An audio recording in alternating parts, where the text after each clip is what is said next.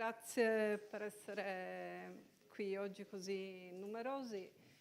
Parlare dopo un mostro sacro del turismo come Ejark per me è molto difficile. Non sono morto. No, esistono mostri sacri ancora vivi. Comunque rimango un attimino spiazzata ad essere qui a parlare con voi di Borghi da sarda a sardi, perché diciamo è molto difficile riuscire a condividere alcune osservazioni, alcuni dubbi con persone che comunque vivono la quotidianità così come la vivo io.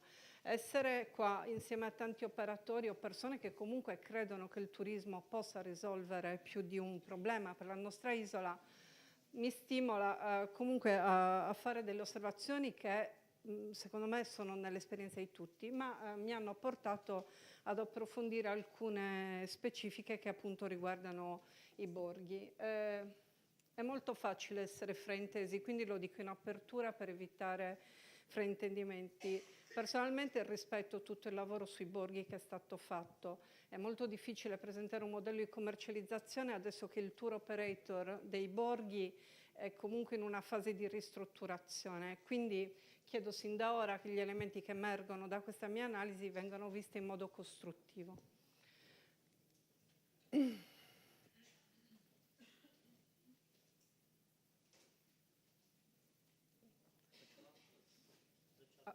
Freccia a destra, avanti. Ok. Allora, i borghi rappresentano in Sardegna un'offerta di tipo diversificato. Abbiamo diverse categorie di borghi, o meglio, esiste un cappello comune che li definisce borghi. Borghi più belli d'Italia, Azzara, Bosa, Carloforte, Castelzardo e Posada. Abbiamo i borghi, non so se riuscite a vederla nella slide, però possiamo provare a spegnere le luci? No, vabbè, comunque nelle slide che sono messe a disposizione si vedrà sicuramente meglio. Bandiera arancione, che comunque hanno una loro filosofia di borgo, Agios, Galtellì e gli altri, i borghi autentici d'Italia e i borghi marinari. Quindi in Sardegna abbiamo un'offerta differenziata di borghi che si presenta anche con denominazioni diverse. Se andiamo a vederlo più nel dettaglio, vediamo che la presenza dei borghi è molto diffusa in Sardegna, soprattutto nell'area centrale. L'area centrale che comunque turisticamente vive di suo anche per una serie di manifestazioni, penso ad esempio a Cortes Apertas, che sono di per sé un attrattore di queste zone. Un'anomalia nell'analisi dei borghi in Sardegna è che un borgo può essere presente su diversi temi, marinari, borghi più belli d'Italia, eccetera. Da un punto di vista di marketing, l'utilizzo del nome borgo in una varietà così differente di proposte può essere, come dire, un elemento che non aiuta la riconoscibilità della risorsa o del prodotto turistico che vogliamo andare a commercializzare. Se facciamo un'analisi, ad esempio, sui posti letto, e adesso qua non so cosa mi invento perché io non li vedo i posti letto, a memoria non me li ricordo. Comunque, se andiamo a vedere più nel dettaglio, i posti letto nei borghi più belli d'Italia incidono per 4.780, bandiera arancione 1.223, borghi autentici d'Italia 10.851, borghi marinari 39.751. Quindi anche in questo caso abbiamo un peso specifico molto forte di tutto ciò che è sul mare, come a testimoniare che da un punto di vista di peso specifico tutto ciò che è sul mare anche a livello di posti letto pesa più del complesso di tutte le altre tipologie dei borghi. Vado direttamente alla slide riepilogativa dove vediamo l'incidenza dei posti letto. I dati sono gli ultimi certificati Istat e riguardano sia il comparto alberghiero che quello extra-alberghiero. Abbiamo un totale di posti letto in Sardegna pari a 209.896. Ebbene, rispetto all'offerta sarda, i borghi incidono per un 25% nel loro totale. Se Se poi li vediamo nel dettaglio, i borghi marinari incidono per il 18,9, i borghi autentici per il 5,2, borghi più belli il 2,3 e le bandiere arancione sui posti letto 0,6%. È vero, come diceva il professore Sciarche nella sua presentazione, che non è il posto letto la motivazione per il viaggio nel borgo, però è anche vero, come diceva Emma Taveri nella sua presentazione, che a livello di valutazione, a livello di reviews, ciò che importa per il viaggiatore, soprattutto che comunica online, è la ricettività, oltre che l'esperienza.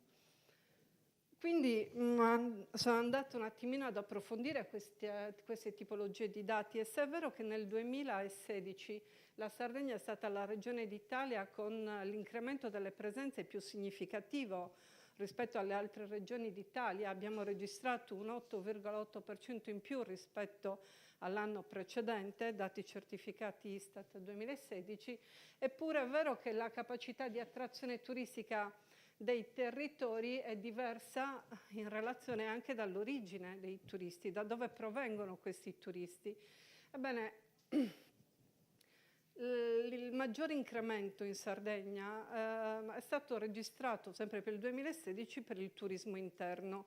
Significa che questo incremento dell'8,8 ha avuto una componente di turismo interno, di turismo sardi in Sardegna, del 7,7%. Se infatti prendiamo i dati ufficiali riportati nelle statistiche Istat, vediamo che su 100 presenze registrate in Sardegna nel 2016, 52,3 sono di sardi in Sardegna e 47,7 sono di persone che vengono dall'Italia o altre nazioni europee ed extraeuropee. Quindi si pone all'interno di un processo di commercializzazione dei borghi, oltre la necessità di sapere non solo dove mandare le persone, ma anche chi sono le persone alle quali dobbiamo garantire accoglienza, servizi, eccetera. Un altro elemento molto importante è la conoscenza. Che conoscenza abbiamo noi operatori del turismo in Sardegna del prodotto Borghi? E poi Borghi è un prodotto o una risorsa? Personalmente la vedo come una risorsa. Il processo di trasformazione in prodotto, secondo me, è ancora lungo e necessita di alcuni aggiustamenti. Da un'indagine fatta sulle guide turistiche, 50 guide turistiche abilitate in Sardegna, risulta che 10 di loro conoscono i borghi per loro interesse personale, cultura personale, aggiornamento. Nessuna di loro è stata invitata ad inserire i borghi negli itinerari di viaggio o comunque nelle proposte che le guide possono divulgare. Stesso discorso per le agenzie di viaggio della Sardegna. Su 50 agenzie di viaggio intervistate, 11 conoscono il concetto di borgo, ma non lo sanno differenziare. Non sanno qual è la differenza tra un borgo autentico, una bandiera arancione, un borgo marinaro, eccetera. Mentre invece 39 conoscono la maggioranza dei comuni aderenti ai borghi, ma li conoscono come realtà a sé stanti, Galtellì per Grazia Deledda, Castelsardo per gli eventi e così via. Se poi andiamo a intervistare i tour operator stranieri, quella cosa un po' si complica. Su 100 intervistati hanno risposto in 55. Di questi 10 conoscono il concetto di borgo, ma non lo associano alla Sardegna. Lo associano a realtà più strutturate, come ad esempio l'Umbria e la Toscana, ma non sono assolutamente a conoscenza del fatto che anche in Sardegna esistano queste realtà. Da questo approfondimento nasce una piccola analisi SWOT, che non vuole essere sicuramente esemplificativa di tutto ciò che riguarda il mondo dei borghi, però può essere considerato un piccolo spaccato della realtà sarda. Sicuramente i punti di forza: abbiamo il radicamento nel territorio, il coinvolgimento delle amministrazioni e popolazioni residenti, inserimenti con circuiti con grande copertura mediatica. L'anno dei borghi ha comunque fatto parlare dei borghi a più livelli, locale, nazionale, internazionale. Punti di debolezza: basso coinvolgimento degli operatori del turismo, guide, agenzie e tour operator.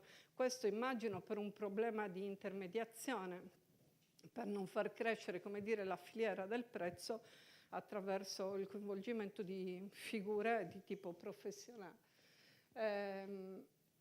Assenza di prerequisiti fondamentali per la costruzione di un prodotto. I posti letto non sono determinanti, però quando vai a proporre nuovi prodotti ai player stranieri, la prima cosa che ti chiedono è: ma quanti posti letto ci sono? Sporadicità degli eventi, forte caratterizzazione escursionistica e non turistica, come già segnalato dagli altri relatori, è un problema di naming. Il nome borgo non è facilmente utilizzabile sui mercati stranieri. Le opportunità sono il circuito esperienziale naturale, le differenze architettoniche, calendarizzazione degli eventi, vicinanza ai grandi attrattori e dalle porte del turismo interno. In effetti i borghi marinari possono svolgere un ruolo determinante nella promozione dei borghi più interni. È necessario un passaggio politico, oltre che operativo, che sfrutti queste porte del turismo che coincidono molto spesso con i borghi marinari, affinché vengano create delle opportunità di scambio interno e esterno, come succede in altre nazioni, in Spagna ad esempio. Le minacce quali sono?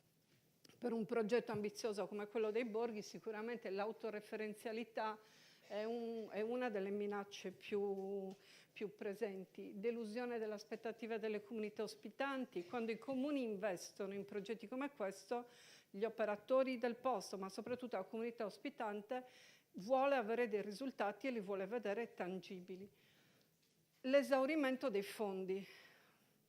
Se i comuni non possono avere più i fondi per partecipare a queste esperienze, perché comunque per avere il nome di borgo bisogna pagare, nel momento in cui finiscono i fondi bisogna prendere altre decisioni. Velocemente, a proposito di fondi, vorrei farvi vedere due esperienze che sono diametralmente opposte. La prima, Giuzzcaro, un piccolo villaggio a un'ora, diciamo, dalla Costa del Sol, 250 residenti, un anonimo paese, non c'era assolutamente niente da vedere. Nel 2011 la Sony ha investito in questo paese tantissimi soldi perché diventasse il set naturale del lancio dei puffi. Praticamente da 0 presenze turistiche sono arrivati a 50.000 presenze turistiche all'anno per diversi anni. Sono stati utilizzati 9.000 kg di vernice blu per pitturare tutto il villaggio, compreso il cimitero, il municipio, la Madonna, le strutture ricettive. Crollata la disoccupazione, sono stati fatti 2 referendum con percentuali bulgare oltre l'80% per tingere il paese e per mantenere la colorazione anche dopo il lancio dei puffi. Ma questo è il durante. Dopo cosa è successo? È successo che la Sony non ha finanziato più e contemporaneamente gli eredi di Peio, che è l'inventore dei puffi, adesso loro vogliono una royalty del 12% su tutto ciò che deriva dallo sfruttamento dell'immagine. Logicamente è in corso un contenzioso comune eredi di Peio, però questa è la dimostrazione che una volta che manca il finanziamento, se il comune non ha la forza per procedere da solo, crollano aspettative, crollano opportunità, perché di fatto quelle strutture ricettive sono state aperte. Buyukunuk è un villaggio di Cipro Nord, dove ho avuto la fortuna di lavorare per la Comunità Europea, e questo è un caso molto molto originale. È nato come eco-village finanziato da un progetto americano, USAID, che aveva l'obiettivo di trasformare questo piccolo villaggio al di fuori dei circuiti turistici, non che ci siano grossi circuiti turistici a Cipro Nord, ma stanno iniziando anche loro. Hanno concentrato qua tutta una serie di esperienze ecosostenibili, produzioni di saponi, raccolta delle olive e così via. Finito il finanziamento degli americani è intervenuta la Comunità Europea, però per differenziarsi non ha proseguito nell'obiettivo originale di Ecovillage, ma ha investito affinché all'interno di questa comunità ci fosse un trasferimento di conoscenza generazionale e una condivisione di usi e costumi a favore anche dei turisti. Quindi una volta alla settimana, per tutto l'anno, ci sono eventi che vanno dal mercatino alle degustazioni, eccetera. Quindi nella zona di Cipro Nord è diventato un punto di riferimento. Perché l'ho voluta condividere con voi? Perché anche in questo caso il finanziamento ha prima generato, poi snaturato, poi rimodificato quello che era l'obiettivo originale del borgo. No, un minuto no, due. Diceva prima il professore Jar che andare per fare. Il mercato nazionale e internazionale ci chiede in continuazione prodotti nuovi sulla Sardegna, servizi nuovi, ma soprattutto chiede prodotti che generino marginalità per chi li eroga, ma anche per chi li acquista e per chi li vende. Se noi non creiamo una catena del valore anche dei servizi, tutte quelle che sono le nostre buone intenzioni, la signora Maria, zio Peppino, eccetera, non riusciranno ad essere inseriti professionalmente in proposte turistiche, se non risolviamo il problema della fiscalità. Oggi grossi tour operator hanno necessità di documenti fiscali certi, la ricevuta di zia Peppina non può essere scaricata, la società dei servizi in loco spesso la fa, a volte non la fa, eccetera. Quindi servono sicurezze che garantiscano marginalità a tutti i soggetti presenti nella filiera. Quindi andare per vedere preistoria turistica, andare per fare il presente, andare per stare la via. Cosa significa? L'obiettivo dei borghi, da mera risorsa per diventare prodotto, deve far sì che la gente spenda nel territorio e spenda restandoci il più possibile.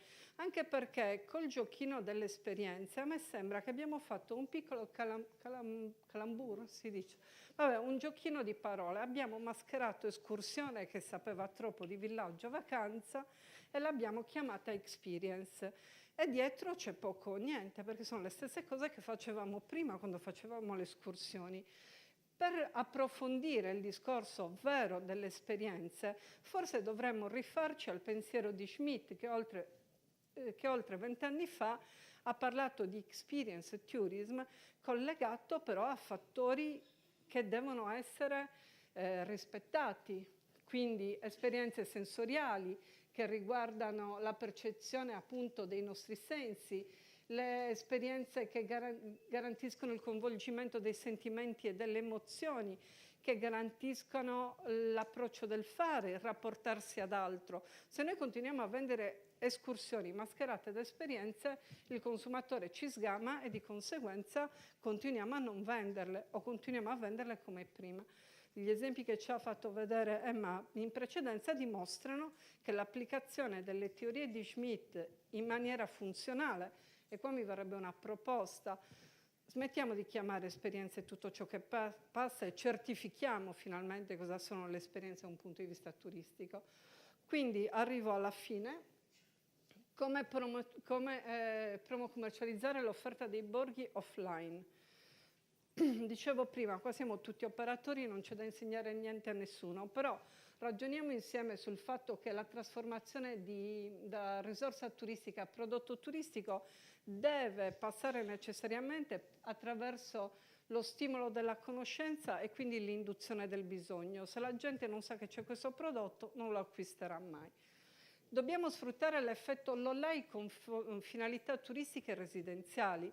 Lollai, che pure è un borgo, viene conosciuto adesso a livello internazionale perché ha messo in vendita le case a €1, non perché è un borgo, ma perché ha fatto un'azione riconosciuta dal mercato.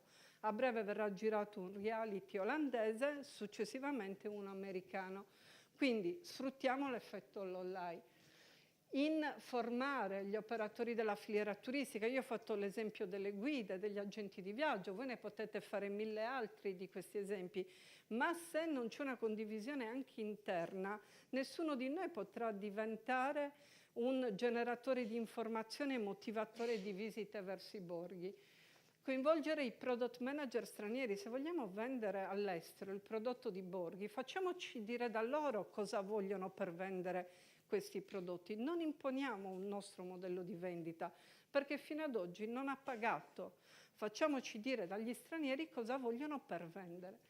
Ultimo punto, utilizziamo i borghi marinari per vendere anche i borghi dell'interno, cosa che sicuramente fanno già, mi auguro, ma che non emerge all'esterno, e definiamo una volta per tutte il concetto di borgo identitario sardo. In sardo non esiste l'equivalente di borgo, perché borgo non è non è una cosa che fa parte della nostra cultura.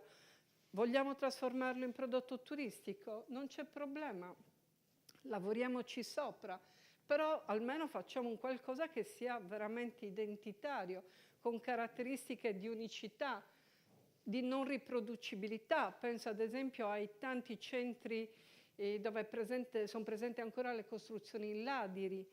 E diciamoci una volta per tutta, la cultura del non finito in Sardegna non aiuta il concetto dei borghi, perché va bene, se ne prendiamo come metro di paragone Spello o altre esperienze del genere, i nostri borghi, per quanto bellissimi, io tra l'altro ho avuto anche la fortuna di abitare in diversi in questi borghi, però esci dal centro storico e la cultura del non finito impera.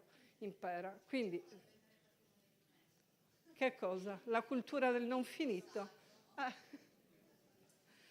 Comunque, come se non bastasse la suddivisione, borghi, bandiera arancione, borghi autentici, borghi più belli d'Italia, eccetera, borghi marinari, mentre voi mangiavate la colomba il 1° aprile, sui viaggi del Kilimangiaro è stato nominato il Borgo dei Borghi.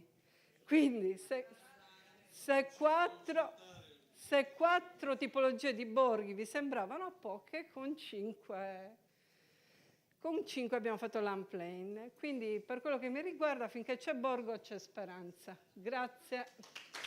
Tourism Call to Action. 7 incontri formativi per la crescita turistica della destinazione Sardegna. Iscriviti su www.aeroportodiolbia.it.